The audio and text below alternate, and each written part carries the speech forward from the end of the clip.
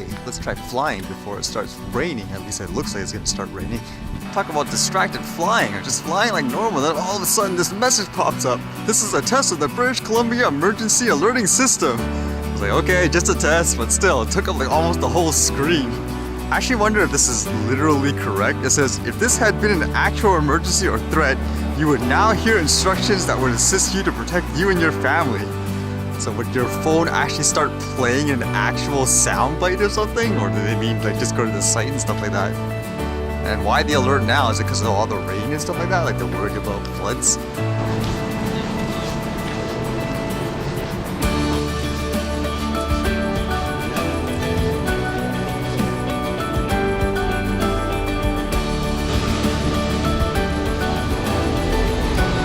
And sure enough, it's starting to rain. Spending some time today trying to read what all that event stuff was about from that DJI. People were thinking maybe there would be a drone, but more likely it would be about that leaked Osmo Pocket, which indeed it was. So I thought I'd read a bit and see what it was about. And basically from the marketing literature it says here, Osmo Pocket because life is big. Meet Osmo Pocket, the smallest 3-axis stabilized handheld camera DJI has ever designed. For the most part, it seems like it's pretty much one of their drone cameras on a stabilizer, basically in a really small form, as you can see. And basically the main selling point of this in terms of the stabilization is because it's mechanical, as opposed to something like, say, purely digitized stabilization, where it's basically cropping things like the image so you don't get as sharp of a picture. I suppose they are trying to go against things like a GoPro, and I guess one of the advantages to this is, since it is slim, there's also a little tiny screen so you can actually preview it from the front. I guess it'll be intended for like what I'm doing here. Like even with this camera, even though there's no preview, I guess for a lot of people there, they would find it useful. Or if you want, you can actually attach an actual device to it, like a smartphone, so you can get a bigger screen, according to what I saw anyways from the videos and all that. I would imagine for a camera like this, it's probably a little better if your intent is to shoot things cinematically. For example, you want to shoot some kind of outdoor activity where you just leave the camera there or you're holding it very still. It'll probably capture better image in that sense. But I wonder in this case, if they are going after things like the GoPro, I'm thinking the GoPro might be a little better just as a quote action camera that you can actually just whip out and bring out into the environment. Like say if it's raining and all that, that seems to be the disadvantage this would have based on everything they wrote here. One of my first thoughts too is because of the design, I'd be afraid of crushing this thing like if you put it in your pocket. Although I think the intent is to put it into some kind of hard case and then you put it in your pocket. According to this too, for the specs, it weighs 116 grams, so pretty light. Actually, funny enough, it makes me wonder if someone would actually try to attach some kind of drone to this thing, actually just to capture some extra footage as a secondary camera, because I know a lot of people do that with things like the GoPros and other action cameras as well. For things like the sensor, it does say it's a 2.3, so it does in many ways sound like they just took one of their drone cameras and they placed it on it, and it does shoot at 100 Mbps, which is really good, because in many cases a lot of cameras, they can say they shoot 4K and all that, but if it has things like low bit rate and all that, then what's the point?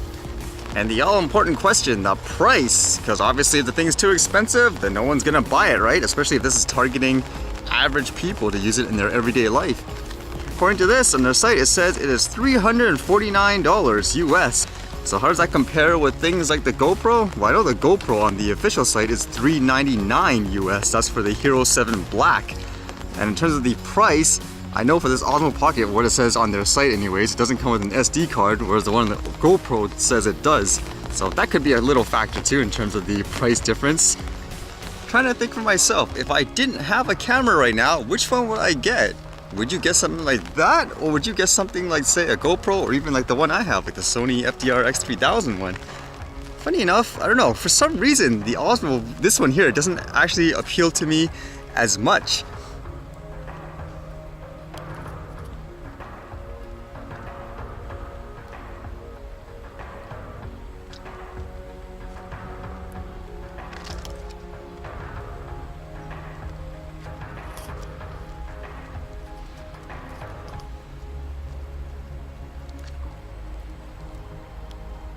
Actually, those squirrels are an initial thought in terms of things like buying cameras and stuff like that.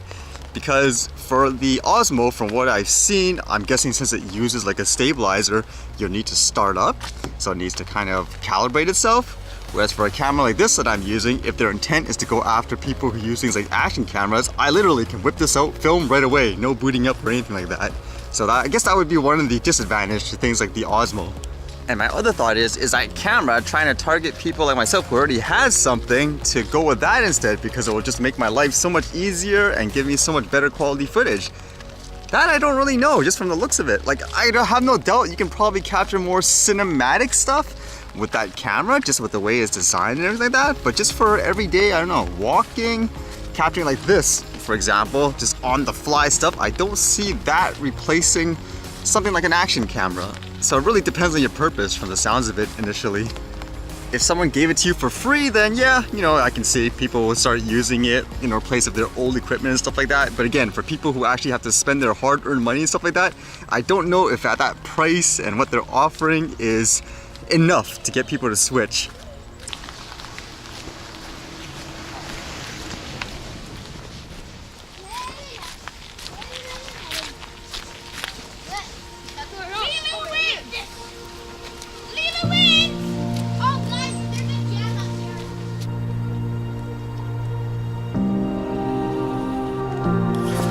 I would imagine the Osmo Pocket would be like setting this up for now.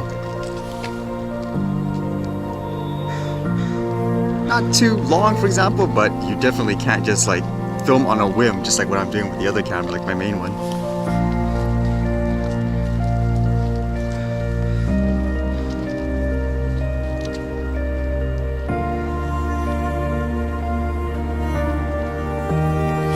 Jeez, I thought that was like a bear at first when you look at the shape of it.